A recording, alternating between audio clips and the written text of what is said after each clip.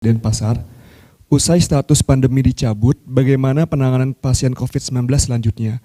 Apakah biaya pengobatan dan vaksin akan dibebankan sepenuhnya pada pasien atau pemerintah menugaskan BPJS Kesehatan untuk mengcover seluruh biaya perawatan COVID-19? Terima kasih. Baik, terima kasih medcom.id dan Bali Global News Denpasar. Saat ini vaksinasi dan penanganan atau pengobatan pasien COVID-19 masih dijamin oleh pemerintah. Kemudian kebijakan selanjutnya akan diatur oleh pemerintah. Oleh karena itu, saya mohon kepada masyarakat untuk dapat melakukan vaksinasi di gerai vaksinasi terdekat bagi yang belum melakukan vaksin sampai dengan booster kedua untuk tetap menjaga imunitas tubuh dan mempertahankan herd immunity di masyarakat. Kedepannya, tanggung jawab masyarakat pada masa endemi sangat penting untuk saling menjaga dan saling melindungi supaya tidak tertular COVID-19. Terima kasih. Terima kasih, Prof. Pertanyaan selanjutnya dari Theo, medcom.id. Memasuki status endemi, bagaimana dengan kelanjutan Satgas COVID-19? Apakah dibubarkan atau tetap dipertahankan? Selanjutnya, seandainya kasus COVID-19 kembali mengalami eskalasi, apakah mungkin Indonesia kembali masuk ke status pandemi? Terima kasih. Terima kasih medcom.id.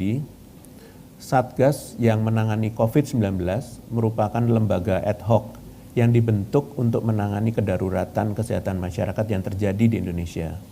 Seperti yang terlihat kondisi penanganan COVID-19 yang semakin terkendali dan terus membaik, maka peran dan fungsi Satgas akan disesuaikan. Maka dari itu dimohon masyarakat untuk mengikuti anjuran-anjuran pemerintah untuk menerapkan pola hidup bersih dan sehat di masa endemi saat ini untuk menghindari penularan COVID-19 dan juga penyakit lainnya. Terima kasih. Baik, Prof. Pertanyaan terakhir dari Vika, kompas.com. Dengan adanya endemi, bagaimana kebijakan pakai masker di tempat umum dan di transportasi publik? Karena masih banyak transportasi publik yang menerapkan kebijakan pemakaian masker.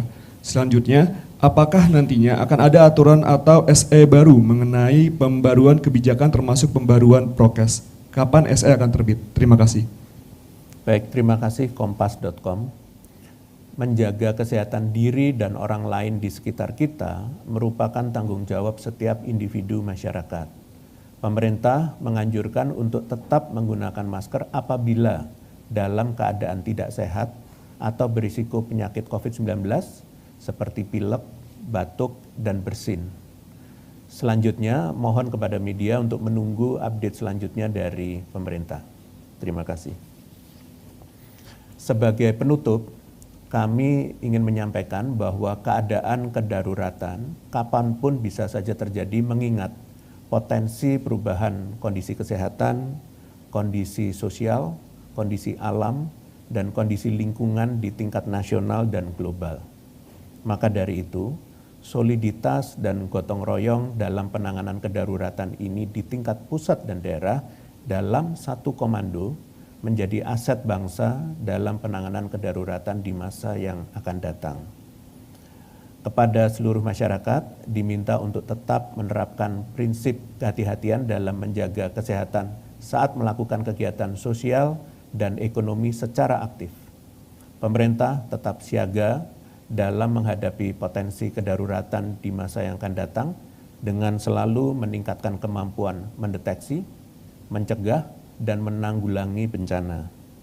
Terakhir, sebagai juru bicara pemerintah dan koordinator tim pakar penanganan COVID-19, serta mewakili seluruh jajaran Satuan Tugas Penanganan COVID-19 menyampaikan rasa syukur dan terima kasih kepada seluruh kementerian dan lembaga, TNI dan Polri, pemerintah daerah provinsi sampai dengan tingkat RT atau RW, para tenaga medis, kesehatan dan relawan, para pakar dan akademisi, swasta, tokoh masyarakat dan agama, media massa serta masyarakat Indonesia yang terus membantu dan saling bergotong royong dalam penanganan COVID-19 di Indonesia selama 3 tahun terakhir.